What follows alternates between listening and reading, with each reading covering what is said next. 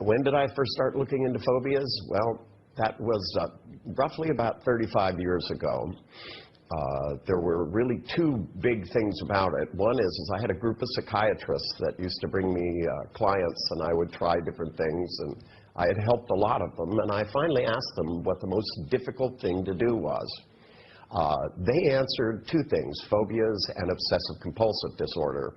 I personally don't think that that's actually true, that those were the most difficult things to do. I think that phobics and obsessive-compulsives were just the most annoying. Obsessive-compulsives call you on the phone all the time, and phobics, you can't really tell them that slowly they're changing, because when they see an escalator, an elevator, or a high place, they're terrified. So I took a group of very claustrophobic people and stuck them in a brand new machine at the time called an MRI. And we took pictures of their brain and found out that they were all doing roughly the same thing. One hemisphere going wild, the other doing virtually nothing, and it created the state of panic. So I set out to develop techniques to get rid of that panic. The first one being tossing a tennis ball back and forth from either hand, which takes both hemispheres. And while it reduced their anxiety, it didn't remove it permanently. So I found a group of 100 people who had phobias and got over it, and started asking them all questions, and found out they all roughly did the same thing. And built formulas, if you will, or techniques like the ones that are in my new book. My new book is called Get the Life You Want.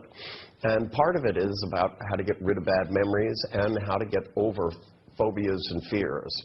That we're only born with two natural fears: loud noises and falling. All the rest are learned, and if you can learn to be terrified of escalators, the same brain should be learned to be relaxed on an elevator. You just have to present the right information.